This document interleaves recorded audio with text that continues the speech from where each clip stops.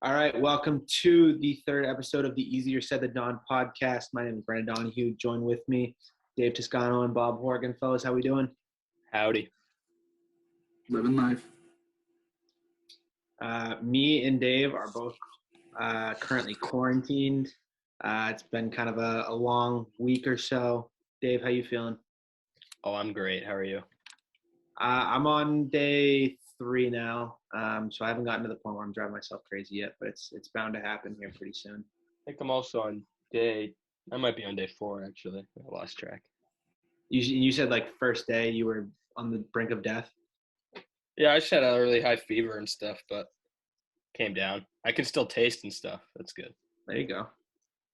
Does everybody else in your apartment have it? Yeah, the one guy who I'm with has it. And the other guy went home. Gotcha. Wait, you're only living with 2 other people right now? Yeah. Gotcha. All right, pretty busy week. We'll hop right into it. First one is something that happened about 3 hours ago. Carson Wentz traded from Philadelphia to Indianapolis for a third and a second with the condition that it could turn into a first. He's reunited with his old offensive coordinator, Frank Reich.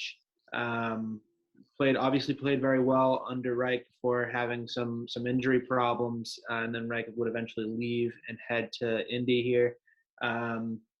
Obviously this is the changing of the guard, if you will, in Philly. Jalen Hurts you have to assume that he's the starting quarterback. Remains to be seen if maybe they draft somebody. I don't think they will at this point. Indy, this is a very intriguing move for Indy. Very high ceiling, very low floor here. It's going to be interesting how they kind of approach this whole thing, because the condition is that if he plays 75% of the snaps, then the second rounder turns into a first rounder. So if they're in a spot here where they're kind of fighting for a playoff spot or something like that, and he does end up playing that and they don't make the playoffs, then you've kind of given up a third and a first for a guy who maybe can't take you to the playoffs here. Philly is holding the highest cap hit of all time from a trade. They're going to be eating up $33 million of Carson Wentz's deal. Bob, what are your thoughts here? Yeah, definitely a big trade, kind of one that I could see, changing some ideals in the NFL. Don't really know why I used ideals there, but just kind of changing some stereotypes in the NFL with, Indianapolis. I think they're going to become, I don't know, I think this could be the trade that puts Indianapolis right. I mean, they're in the thick of things, I would say, every year. They're always like that 5 seed that they could win a game. I think they're a top 3 team now. I know it might be a little bit of a hot take. Again, you're talking about Carson Wentz and Frank Reich kind of getting back together. Wentz had his best season under Reich. I think he did not win the MVP. I know we talked about that. That was the year Philly won the Super Bowl, though. And Wentz played a big part of it in the regular season. Obviously, Big Dick Nick stepped up in the playoffs. But Wentz was money during the regular season. One thing I have been hearing about that the whole time is Wentz and Reich are both very religious. And I guess they kind of had like their own little bond in Philly.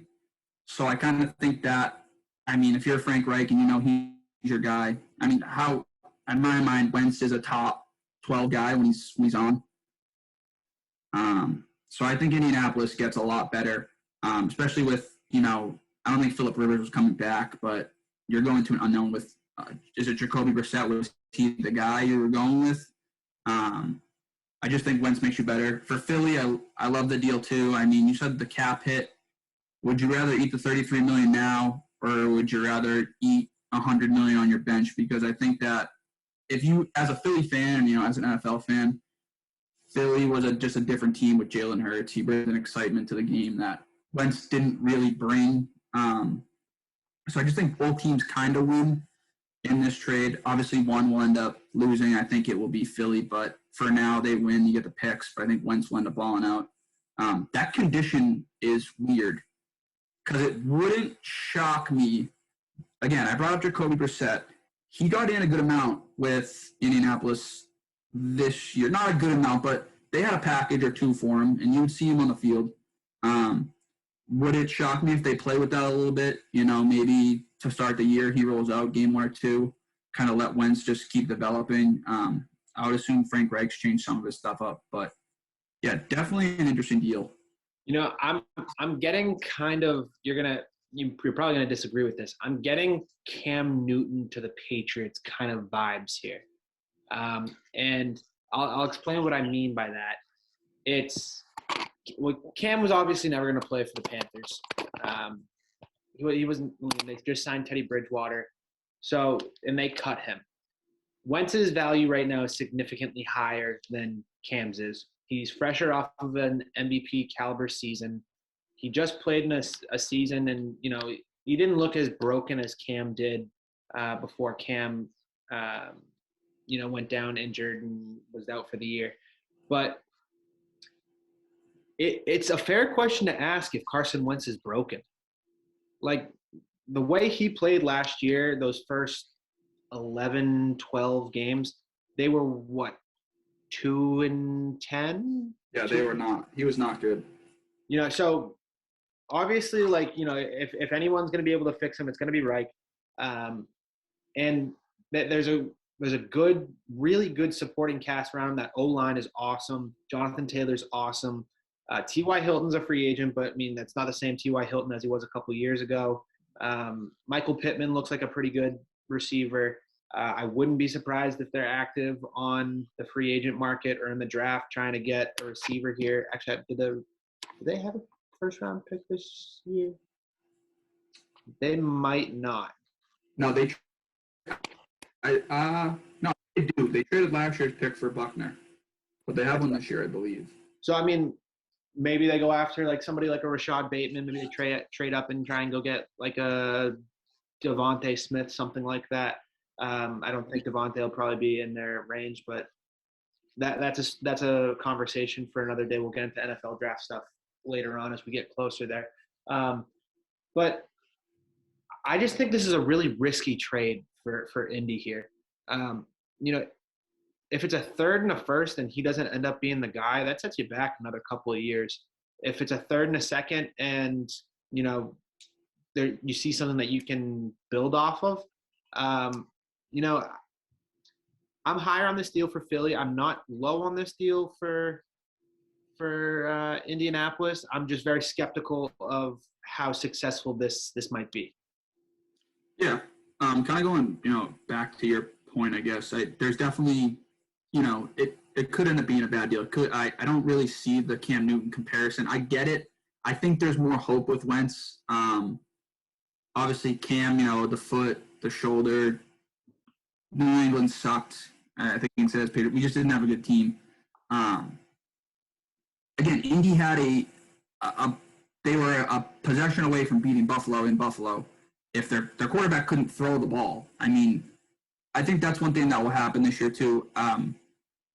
They give me, again, if we're giving teams with vibes, I get a San Francisco Super Bowl vibe.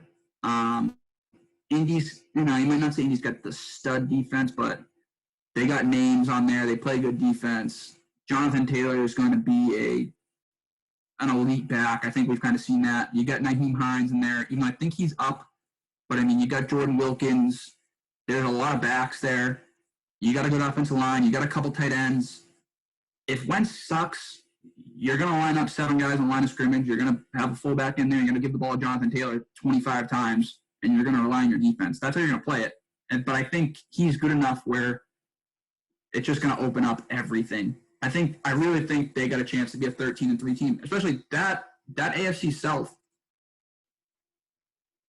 Houston's going to suck. Jacksonville has a chance to be like 9-7, sneaky. I think if Lawrence can play to what he could be, they got all right pieces. I think guys will want to go there and play with him. Jacksonville could be all right. They'll probably go like 6-10. It'll be a learning year. Urban Meyer kind of getting that whole NFL.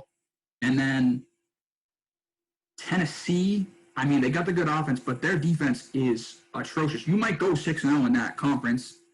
Like, and then you also finished second last year, so you're going to get a weaker.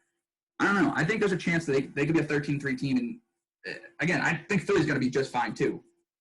I think so. I would have to take a look at Indy's schedule next year. I think 6-0 for them to go 6-0 in the division might be a little bit of a stretch. Going 6-0 in any division is tough. Yeah, tough, definitely tough, but doable. But I think that Tennessee's got something here, and I think they're gonna be all in on everybody defensively. They're gonna probably, if they're smart, they dedicate the entire draft to improving the defense. I think the only person that they're in jeopardy of losing on offense is Corey Davis. He's a free agent. A.J. Brown's locked up. Tannehill's locked up. Derrick Henry's locked up. John's going to get healthy. Jonnu Smith. No, Jonnu Smith. Free agent. Jonnu Smith is, yeah. But again, I think that's one of the most unpredictable divisions in the league, just because you don't know where Houston's going to be. You don't know what they're going to get for Watson. You don't know, Watson might still be there. It might just be sitting on the sidelines for 2021. So if I had to guess right now, based off of what we know about Carson Wentz, without there being a move in the offseason, I'm still going to take Tennessee over Indy. But I think that there's a lot to be seen here, what's going to happen in the next couple of months and how the other teams in this division get how they shape up. Yep. I'll leave it off with one question. Is Carson Wentz better than Phillip Rivers? You were 11-5 with Phillip Rivers. Is Carson Wentz better than him? I don't think we know the answer to that question. If Carson Wentz plays like Carson Wentz last year, then maybe it's Phillip Rivers. I'm also a Phillip Rivers guy, but yeah.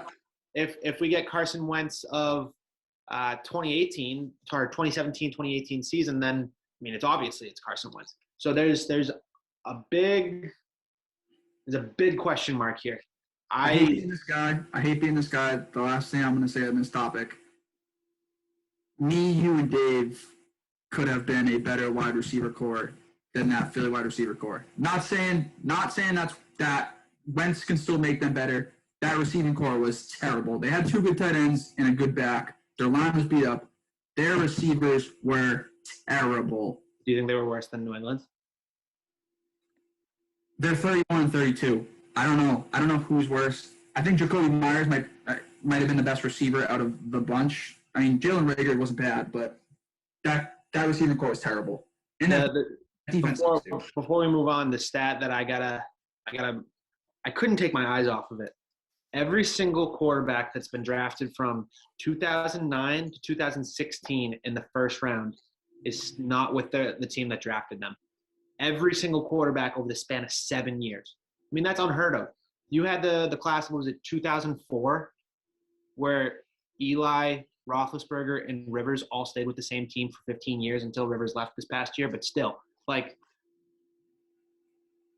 the amount of – I don't know if it speaks more volumes about how the NFL is now and kind of movement and, one-stop quarterbacks aren't as, as common, or I should say, as they were, or if it's the quarterbacks in that draft class, just weren't good. I have the list here.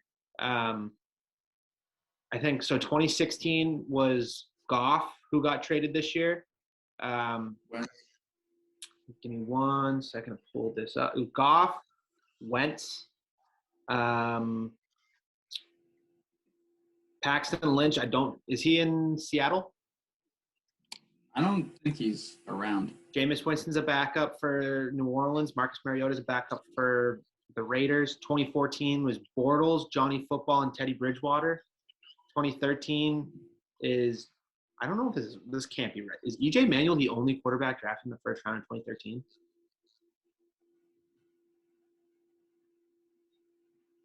I guess. 2012, Andrew Luck, RG3, Tannehill, Whedon. 2011, Cam, Jake Locker, Blaine Gabbert, Christian Ponder. 2010, Sam Bradford, Tim Tebow. 2009, Stafford, Mark Sanchez, Josh Freeman. That's ridiculous. Yeah. I think it's probably more about, those quarterbacks aren't that good. Probably. Yeah. I think the best quarterback out of all of them is probably Stafford, and then maybe luck if he. Yeah, probably. All right, we're gonna move right along to a little NBA action here. The Celtics, not great. Not great. Lost to the Hawks last night after a big win over the Nuggets. It's just not the same Celtics team as you've been accustomed to seeing the last couple of years. Kemba looks like trash. Tatum's pulling up almost every single time he gets the ball. Jalen's probably the only bright spot in the starting five, I guess you could say. Pritchard's been a bright spot, but Smart's starting. Stevens has been playing Teague over Pritchard in the times where it matters the most, which makes no sense to me. And there's a lack of, I guess you could just say, quality players on the bench for this team. Bob, what do you think? Yeah, we got to get better fast. That's really it. The last couple of years watching Celtics, I feel like it's always like that sense of urgency. They're never out of a game. And like it's fun to watch them. It hasn't been as fun to watch this year. Jaylen Brown and Jason Tatum are both studs. No one can argue that.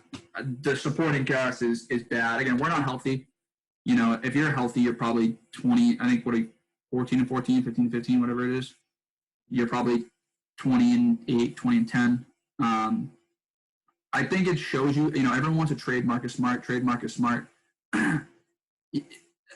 The dude needs to be on the court. He's your heart and soul. You think we lose to the Pistons and the Hawks 2 or 3 games and with Marcus Smart on the floor? No chance. Again, I could probably talk about it for half an hour, so I'll keep it short. But we got to do something. Jeff Teague is not the answer. Tristan Thompson, has been solid. You know what you're getting with him. He's a veteran presence. He's been there. He's been around winners. He's a winner himself. Keep him, play solid. The guy who I really like, and not a lot of people love him, is Daniel Tice. He's actually kind of been your rock, I would say, during all these struggles. I think I saw a stat. He had like the highest 3-point percentage in the NBA.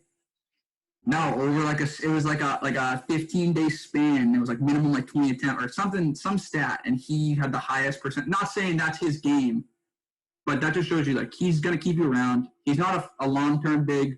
If he is your first big off the bench, then you get a pretty good starting center. But I don't think Thompson is that much better where it warrants him starting over Daniel Tice at the moment. Subject to the worst foul calls in the NBA. Oh my God! Once a game, he's getting like absolutely crucified. Yeah. Terrible. That dude definitely gets the toughest whistle in the NBA. Dave, what do you think is wrong with the Celtics right now? Well, I might put a little bit more of a positive spin on it and say that 17. This is before last night. 17 of their first 28 games were away, with a 5-game road trip to the Warriors, Kings, Clips, Suns, Jazz. That's not easy. And we mentioned the other stuff. We got Kemba. He might have a little bit of lingering knee problems. Tatum and Brown, they don't seem to get any help from the bench. We mentioned the bench points, towards the bottom of the league in bench points per game, and in general, 22nd as well. So I don't know. Brad Stevens, too, could be mentioned. I mean, there's a lot of ISO plays. It's not totally all good ball movement and stuff like that. And again, Marcus Smart, he's got to be on the floor for sure, even though right now, or as of the other night, 6th ranked defense in the league. I mean, it's just not the same without Marcus. He's just like a ball of energy. And even though he's not really valued by a lot of people on offense, like he can get hot quick, and that can be important in a game. I think I'm also gonna be a little half glass full here before I go half glass empty. The Celtics have been the last 4 or 5 years been traditionally an overachieving regular season team. They pull out a lot of wins that they shouldn't win. They will come back. They make a lot of comebacks, and then we kind of get to the playoffs, and it's like they used up all the magic or whatever. So maybe is this a year where maybe it just takes them a little bit of time, and they kind of hit their stride in the playoffs for once and kind of get over the hump, and that's half glass full. That guy's a fucking moron. the team that's playing right now is not good. It's not good. The offense is lethargic. Jaylen Brown is the only person who I'm comfortable with the ball in their hands. We're getting used to Kemba shooting 25% from the floor every single night. JT is he's too comfortable with pull-ups every single time he gets the ball in his hand, whether it's a sidestep or a step back. And he was just talking about how he hasn't really felt the same since he's had COVID. Okay, that's fine. Let's kind of maybe get into this All-Star break, get past that, and maybe it'll be a different team when they get back. But I think you're sadly mistaken if you don't think that a move here is entirely necessary. And you have a trade exception here for Hayward, and I don't think it's out of the realm of possibility that Kemba gets traded. And for the first time in a while, I'm starting to think that Marcus Smart being traded is a possibility. Not that I want it to happen, but that it is a possibility. And I think, Danny is in love with him probably more than anybody else in the Celtics, with the exception of maybe Jalen or Tatum, but I don't even think that's maybe all that unrealistic. But John Collins is available. Andre Drummond is available. Blake Griffin is available. There are guys out there who can help the Celtics and exactly what they need. Bob, you said it. If Daniel Tice is coming off the bench, you're probably in a pretty good spot. Here's the thing. They need a starting quality type center. I don't know if I would love Andre Drummond just because a lot of matchups they're going to run into in the playoffs, Drummond's not going to be an ideal matchup for. Collins, I think, would be a perfect kind of fit on this team. I don't know if the Hawks are going to want to trade him interdivision. It's all about the package that you send him. And if we know anything about Danny, there's nothing more that he likes than a 28th overall pick. He's shown time and time again that there have been players out there who you have to trade 2 late firsts for, and he still won't do that. And I think the other thing that's we've been saying is you need a bench scorer. And that's been kind of a reoccurring theme on the Celtics again for the last couple of years, all the way going back to probably 2018 now. There was a chance there to get Tyreek Evans, nothing. I think the last person that they traded for that was supposed to be a bench scorer was Isaiah Thomas, and he ended up being your best player for the next 2 years after that. So there's a couple of moves that have to be made this year, or else I think we're probably in jeopardy of seeing a first-round exit this year. Yeah, maybe not a first-round exit. I think we're in that 4th spot right. Again, we're still in the 4th seed in the East right now. I haven't hit the panic button yet. My hand's slowly going down. Yeah, again, I think you hit on a lot of good points. I think looking at this as a fan, not only did we lose by losing Gordon Hayward, we also lost by not doing that Indiana trade. Miles Turner is, again, not that I've seen Miles Turner play a decent amount. I'm not going to say I know Miles Turner game in and out. I know it enough to know that he is exactly what this team needed, and I think we had a real shot to get him. And maybe we didn't. Maybe, I don't know. I don't really know what happened. If Miles Turner was your 5 right now, you're not 14-14. I know he got hurt, or I don't know if he's still hurt, whatever. But I just think that was the move you're going to look back. Maybe in 3 years. I mean, Miles Turner is 25, 26, 27. I don't know how old he is, but I know he fits the timeline. Danny has this tendency to only make a trade when he feels like he's fleecing the other team. And, it's when that happens, it works out well. The Isaiah Thomas trade was a fleece. The Nets trade with Pierce, Garnett, and Allen, that was a fleece. It's great when it works out, but at the same time, sometimes you have to make that trade that maybe you might get fleeced. I'm not going to say, or the other team might be getting the better return. But if it's for a guy that's going to change your team that much, you need to make the trade. And the report was that. Go ahead. I'm saying for a 24-year-old big that averages almost 4 blocks a game and can stretch the floor and has a decent contract, I would have done whatever. And the report is they had the opportunity to, in a sign and trade for Hayward. I don't know if there's a ton of truth behind that, because I don't think that Hayward and Indiana were ever in agreement. But the report was that if it was going to happen, that Danny would only do it if he got Oladipo and Turner, which, I mean, that would be great, but I don't see a world where Indiana would have done that and it would have made some sense for them. But now that, like, I'm hearing that, or now that we see that, like, he just got flipped for Karis LeVert, like, okay, maybe that could have happened if the Celtics threw in something. I'm not 100% sure. I'm not going to – I didn't sugarcoat that what I was just saying at all, but I don't think that the Celtics season is done, but, like, there needs to be a couple of changes made here because it's the same team as it's been the last 3 years, and the teams in your conference have gotten better. Like, I don't know if Danny's heard, but that guy James Harden's in your division now. Milwaukee's still Milwaukee. They just got Drew Holiday, and you haven't done anything at all. So I mean, a couple of trades need to be made here. Dave, I'm sitting here, and Napoli's already down 2-0 in the first 20 minutes of the Europa League. Yeah, I'm used to it. This is a tough season, yeah. Anything else, Dave? No, not really. I'd say just give it a little time. Maybe a couple moves come and things turn around. Stay positive on this one. I just throw one more thing in because I saw a picture of it on Twitter. In 2017, okay? Now, mind you, contracts, money plays out. Obviously, all these guys couldn't get paid. The Celtics had on their team at one time Jaylen Brown, Gordon Hayward, Al Horford, Kyrie, Marcus Morris, Terry Rozier, Marcus Smart, and Jason Tatum. I think I just threw out 8 names who are all probably like 7 of those guys, throw out Marcus Morris, are probably like top 100 guys in the NBA right now. That's crazy to me.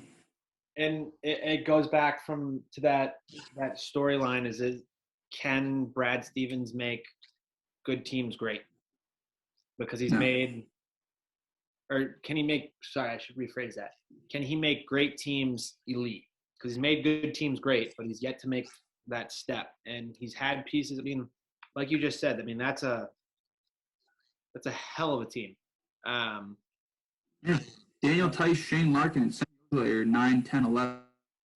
And Shane Larkin is – I love Shane Larkin too, by the way. But where is Shane Larkin right now? That's tough.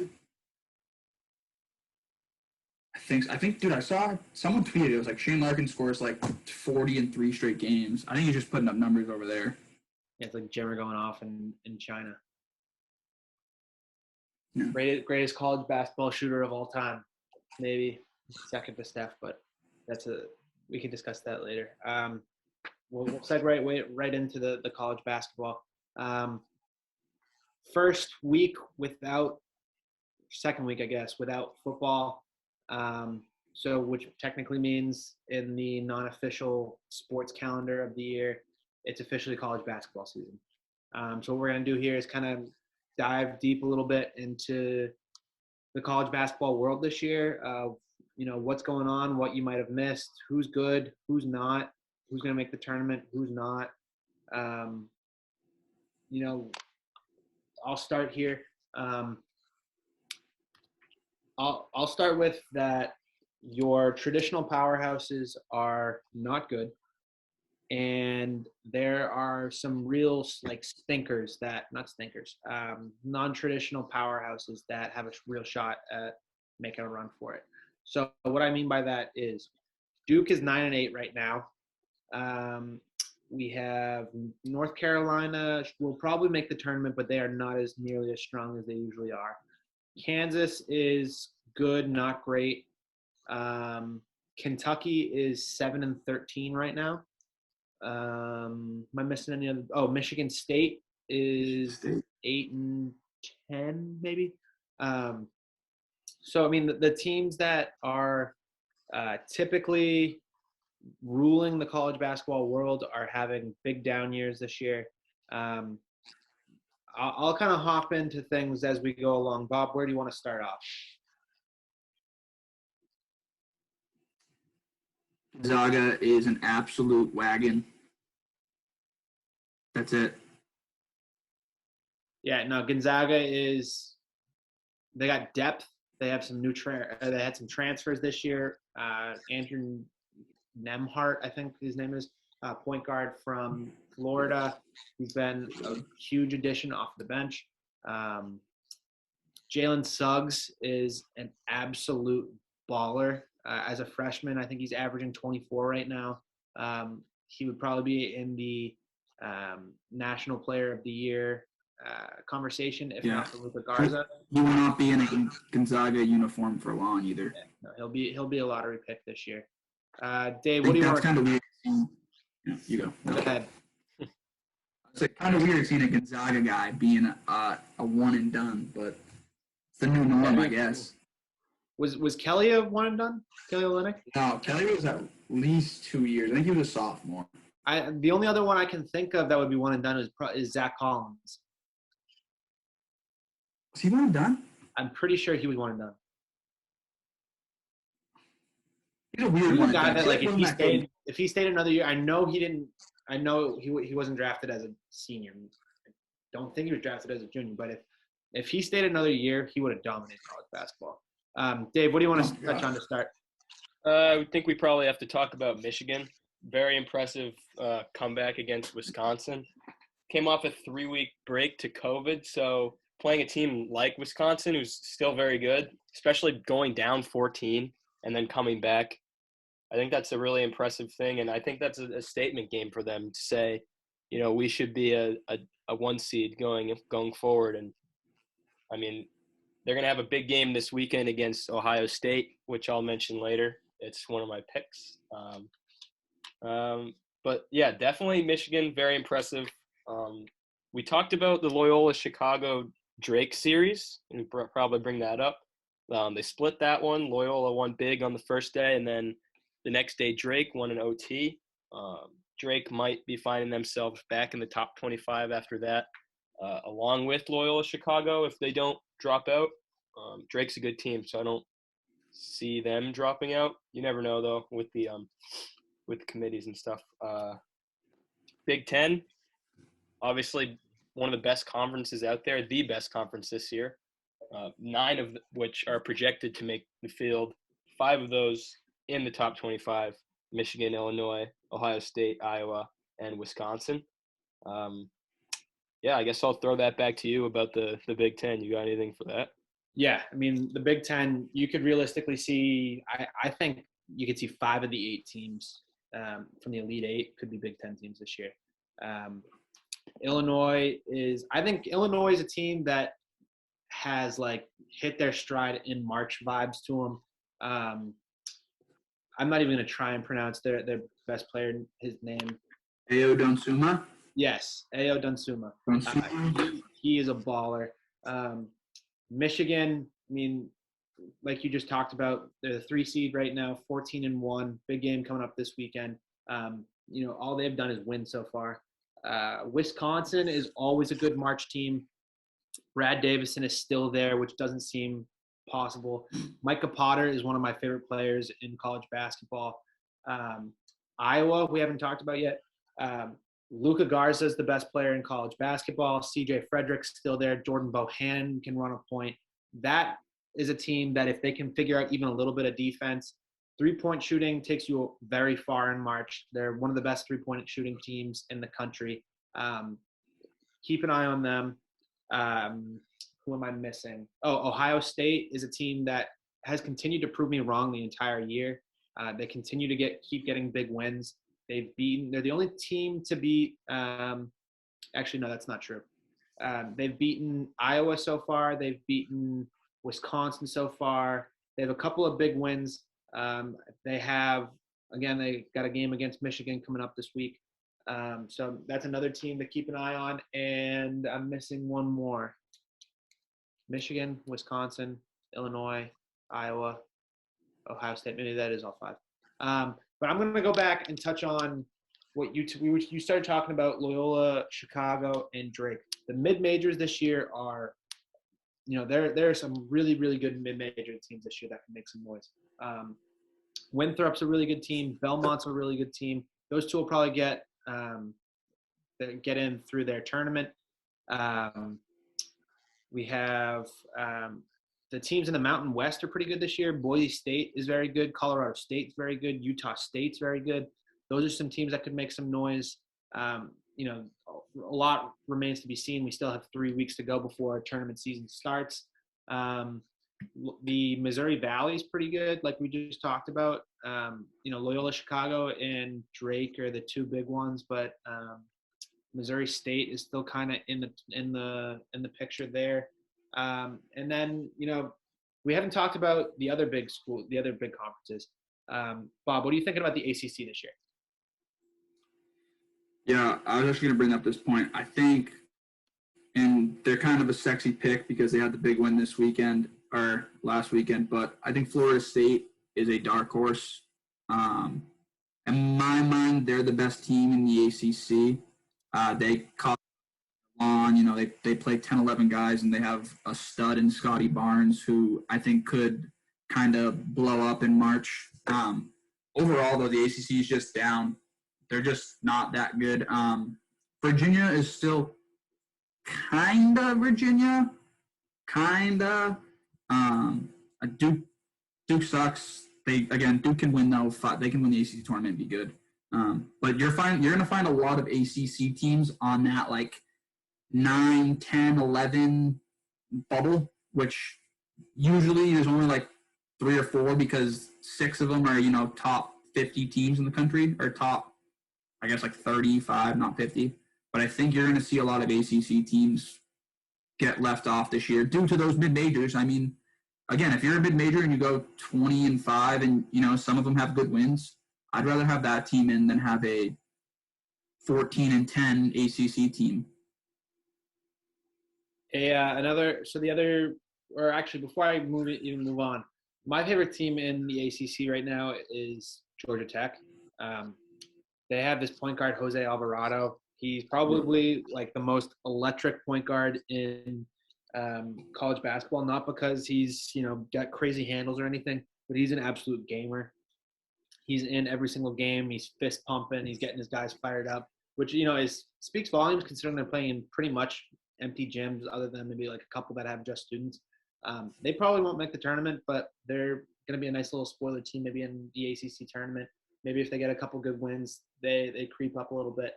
The SEC this year, not as much of a powerhouse as it is.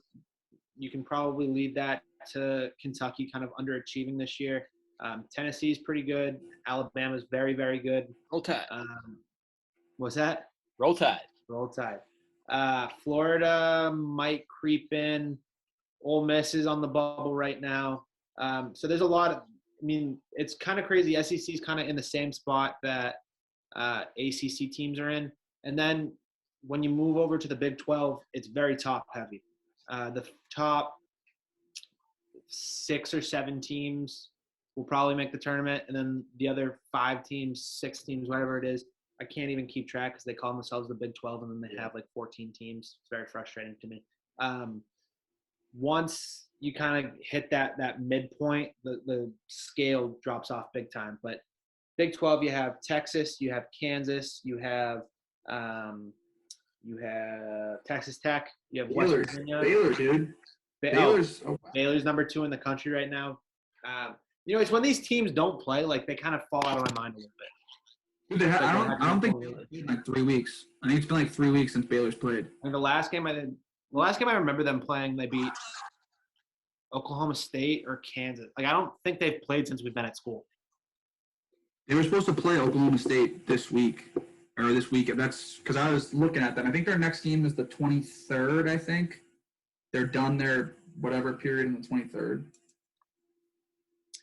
And then, you know, Pac-12 is Pac-12. They're actually better than Pac-12's been in the past couple of years. USC is a pretty good team. UCLA will probably sneak in.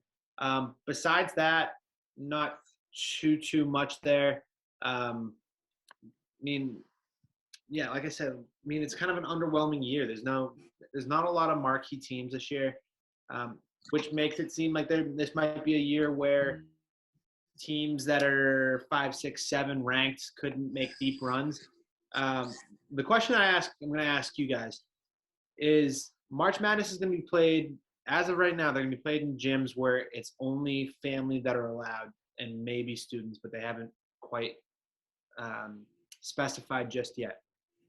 Do you think that having empty gyms helps or hurts the lower seed teams?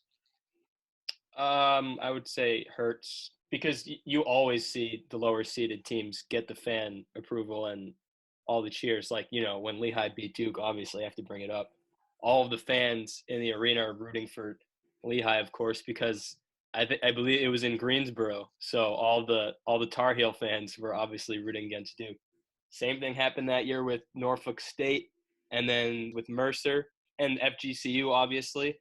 The crowd loves an underdog, but I don't think that'll prevent any upsets from happening, no. Bob, what do you think? I'm gonna take their side of this. I'm gonna go. It actually helps them. The last couple of years, I think it's been in Boston and in Providence, or Boston and Hartford, and I've went both times. The Boston was the Sweet 16 Elite Eight. Hartford was first round, second round. Saw Ja Morant before he was Ja Morant, which is sick. And you were saying it hurts because all the fans are rooting for the underdog. When you go to those games, like I think I remember I saw Villanova play in Boston. It's Villanova fans they're in their region for you don't think if they're in Washington with Gonzaga, I'm not saying Gonzaga has a ton of fans, but it's gonna be packed. If they're in Raleigh for Duke, the underdog's got no. I mean, obviously, the fans that stumble in that are fans of X team that isn't Duke. Obviously, Duke is a weird school because you either love Duke or you fucking hate Duke. And I'm gonna take more people fucking hate Duke, but again, Duke fans are all they have is basketball because Duke sucks at everything else. So you're going to Duke, you're gonna go to their basketball games. And I just think that it just puts you on a more level playing field.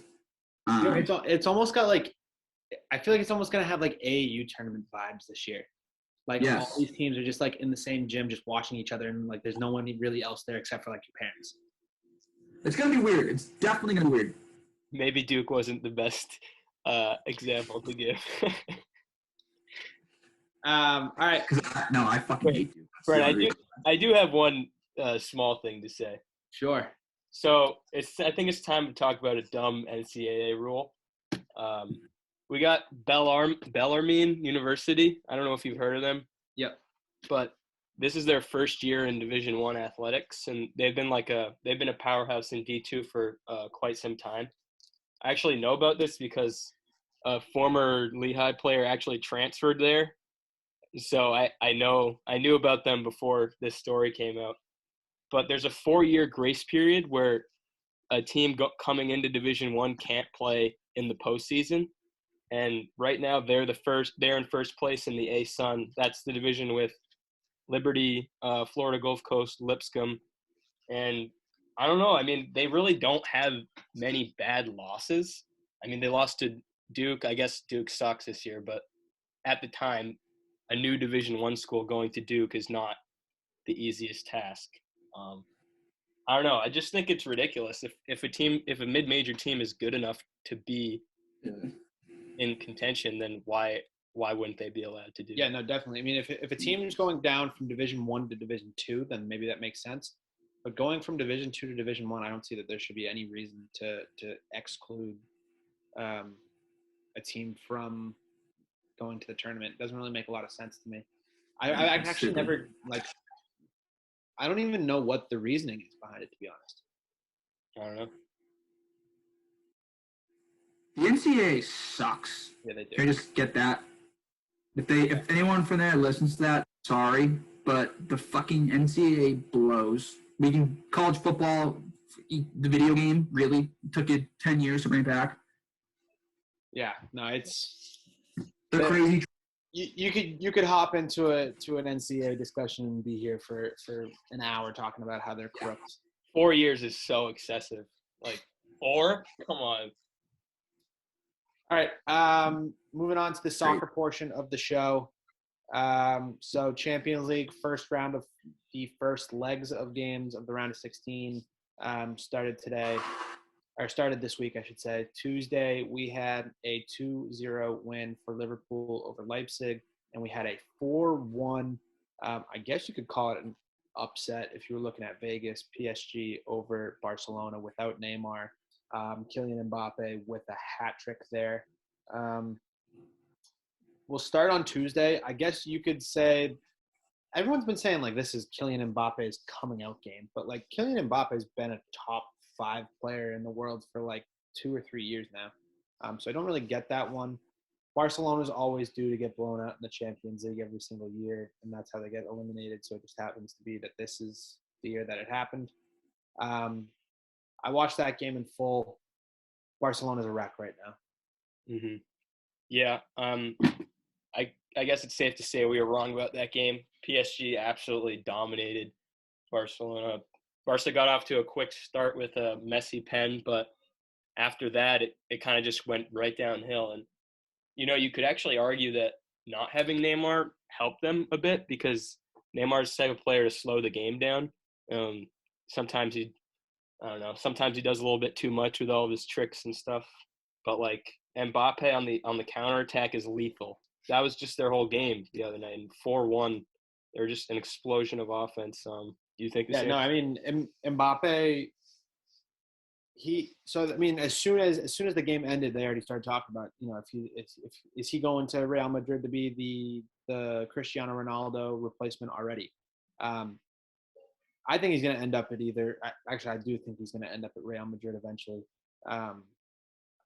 PSG's just, the French league isn't competitive enough for him to, establish himself as a world star every year. I would love to see him go to the Prem just because I think the Prem is a little bit more competitive than the Spanish league and it's also a little bit more accessible for us to watch. But yeah, and then the second game on Tuesday, Liverpool with a 2-0 win over Leipzig, kind of snapping out a little bit of they were 2-5 in the last 7 going into that game. Mane and Salah both scoring. Leipzig kind of gifted them 2 goals, which is a little bit uncharacteristic. Leipzig is usually very tidy. Don't really make a lot of mistakes. Kind of a boring game other than that, to be honest with you. Yeah. We talked about Liverpool's defense a lot, but Red Bull's defense was the one that cost them the game on both goals. Really poor mistakes. The first one was a bad pass, and then the second one, Upamecano just bottled it. He just went for the clearance and fell, and then Mane was through. But Red Bull actually had some pretty good chances. They hit the post early. They had a couple other good chances to score, but they couldn't convert, and in the end, Liverpool pounced on the chances. I like the tweet. Well, so Upamecano, he's a defender for Red Bull Leipzig. He's kind of coveted by most of the big clubs in the world. I think he's 22, 23 years old. They just announced this week that during the summer he's going to be signing with Bayern Munich. And I saw a tweet that said maybe Upamecano really just wants to play for Liverpool after all, after that second goal, which was funny. Wednesday games, moving on to there. We'll start with Sevilla versus Dortmund. Dortmund with a 3-2 victory over Sevilla. Erling Haaland, 2 goals and an assist. I mean, I don't think that you can argue outside of Lewandowski that he's not the best striker in the world. Oh, yeah. I draw, if the listeners know, I draw comparisons to one Steinbalog versus Milbury in high school. I mean, Haaland just looks like a man amongst boys. He's just like so powerful and his runs are so perfect. I don't really know how to explain it other than that he's an absolute animal. He seems like such a goofy person too. If you follow him on social media, well, it's like whistleblower talk. If you follow him on social media, like he's posting pictures after the game where he just scored 2 goals and an assist, like going to Sevilla in the Champions League, and he's like making memes on his story. Like he's just a goof. Yeah, him and Gio Reyna.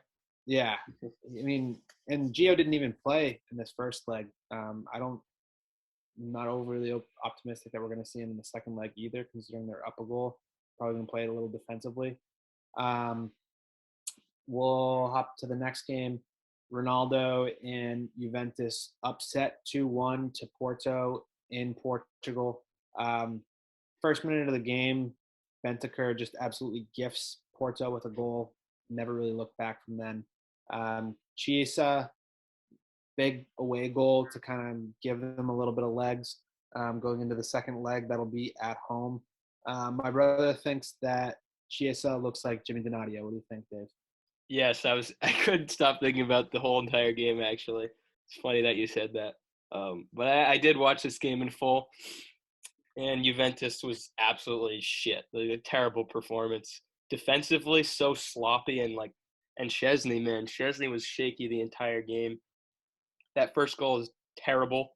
How can you choke in the first minute of the game and then the first minute of the second half? Like, Pirlo definitely did better halftime talk than for them to come out like that. I don't think it's out of the realm of possibility that they maybe go after a keeper in the offseason because, Buffon's got to retire eventually. And Probably. Szczesny, Yeah, probably.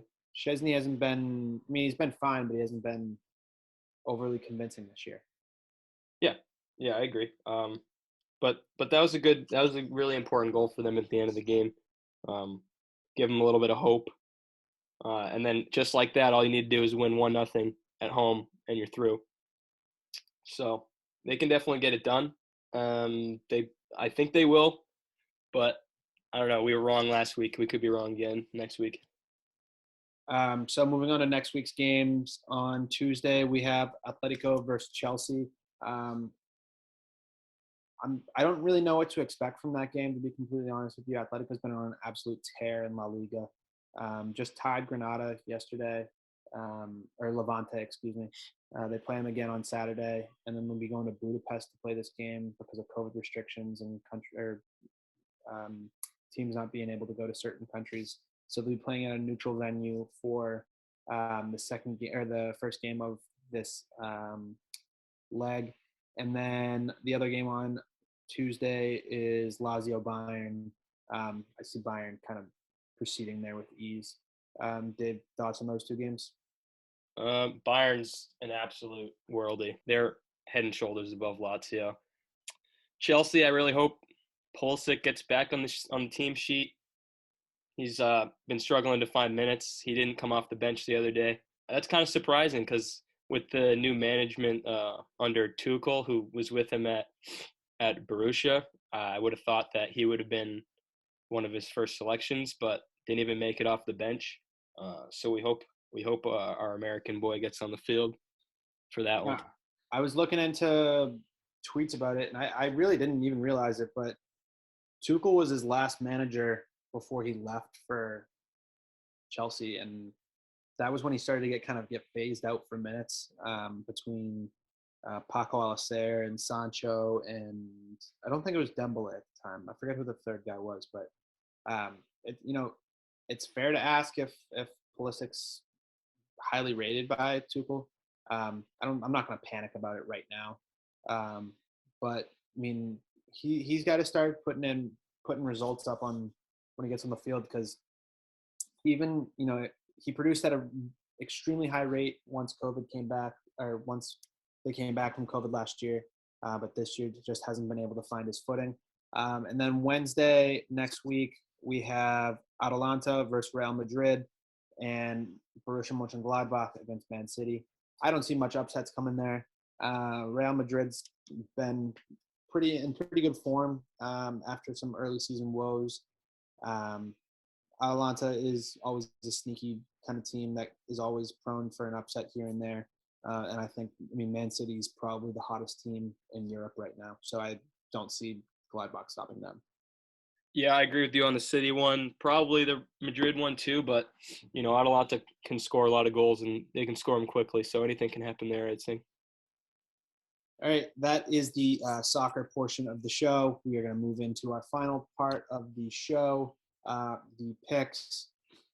Before we start, if you're listening up to this part, you will hear, if you don't listen to this part, we'll announce it on the story. We are going to have our first guest interview on the next week's show. I'm not going to say who just yet. We haven't gotten it done yet, but really excited to see where this thing kind of goes. and hopefully we'll be the first of many. So tune in next week to figure out or to find out who that's going to be. For right now, we're going to go back to the picks.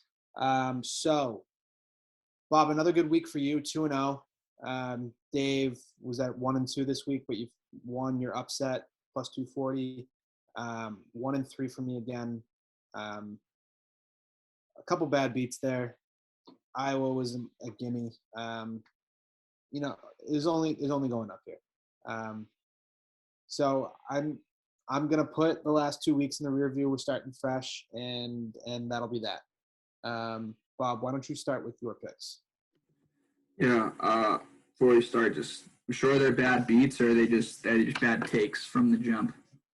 UNC would have won if they didn't play the first 5 minutes. So that was not a bad beat, but I mean, it looked like the right pick. We would have had to change the rules of the game for you to win. That. Yeah. I can roll. Sevilla was up 1-0. I mean, it's not my fault that Holland just decided to fucking pour it on. And then I don't remember what my other 2 picks were last week. I'm not even gonna lie to you. It's tough to remember. Iowa. Yeah. I don't remember the third one. Took Iowa. You did take Iowa. We'll give you that one. Yeah, I'll just kick it off. I got 4 for you. I got 2 games, 1 kind of miscellaneous, and then 1 prop. We'll start with the 2 college games I got. I got Michigan moneyline over Ohio State. And then I got Hunter Dickinson, who's the good big for Michigan. I got him over on points. Every Ohio State loss. Ohio State's a small. For people who haven't seen Ohio State, they're a smaller team. I think their big's about 6'8", and they're more of just. They're all kind of 6'5" to 6'8". And the opposing team has had a day. Hunter Dickinson, one of the best bigs in college basketball. I'm going to take Michigan again, money line, and then Hunter Dickinson over on his points. I know I said dark horse was Florida State this year for the tournament, but my other team that people just don't talk about, and they haven't had a great year, they've had a lot of COVID issues, is Villanova. They're playing UConn this week, and I think UConn's one of those teams that people still kind of give them more respect than they deserve. They do have James Bouknight or whatever his last name is. He is a stud. They got a cook, shout out, gave him the work freshman year. He's a good player, but whatever the line is in that game, you Villanova. They lost last week, bouncing back. And then for all you tennis fans out there, give me Naomi Osaka 2-0 in Wimbledon final. For her to win 2-0, it's -140. Not the best odds, but I don't know who she's playing, and I only know her and Serena, and she beats Serena easily. So give me Osaka 2-0 and just Australian take Open. That's Australian. What did I say? Wimbledon. Oh, yeah, Australian Open. Yep. Yeah, easy money, free picks. Take them. Here you go, Dave. Shout out my pick last week. Saders, Holy Cross did not let me down. Woo! Good pick. I'll give myself props for that one. Moving on to this week, I'm going to go opposite of Bob and take Ohio State for the reason that Michigan is still coming off that 3-week break, and I think Ohio State's going to be a tougher challenge for them, especially also at Ohio State. They were also at Wisconsin, but I think Ohio State's going to handle them. I'll take Ohio State money line. And then tonight, this one's another big game, Iowa versus Wisconsin. I'm going to take Iowa money line. You'll see if I'm right by the time this is posted. Number 6 offense in the country. They got Luka Garza, best player in the country. They're going to rebound. I know they had a tough loss the other day or the other week. I was talking to Kyle about it. I don't remember exactly what game it was. Yeah, I mean, Wisconsin played Michigan close, but I mean, they were off a 3-week break. They were rusty, and Michigan came back in the second half and dismantled them. But so for that reason, I'm going with Iowa money line. And then the last one, I'm going with soccer. I'm back to Fulham Fulham's playing the last place team in the Premier League. Fulham's 18th. It's going to be a relegation matchup, relegation battle. But Fulham really needs this win. They're 6 points back of safety, so I think they're going to get it. And then I don't really want to say this one as an official pick. Well, are we counting ups like our upset picks as? I mean, you can just throw it out there. We don't have to count it. All right, thank you. But if it hits, you count it? No. All right. You got to – it's like a bet. Put it in or don't put it in. All right, I'll just say it then. Right. Minnesota home versus Illinois. All right. Virtual rushing the court. Money line? Win. Yes. All right. I have 3 with a potential of 4 picks. I'll explain at the end. I'll start with college basketball. My first one is going to be Texas Tech over Kansas. I don't know what the line's going to be there. But, I mean, Texas Tech is probably the second, in my eyes, probably the second best team in the Big 12. I think they're a little bit better than Oklahoma. Kansas having a down year. They just struggled to beat the worst team in the Big 12, Kansas State. I like Texas Tech this weekend. I also I'm actually going to go on I'm going to go to the pond, or actually the lake, I should say. The Bruins are playing on Lake Tahoe against the Flyers on Sunday afternoon against the Flyers. I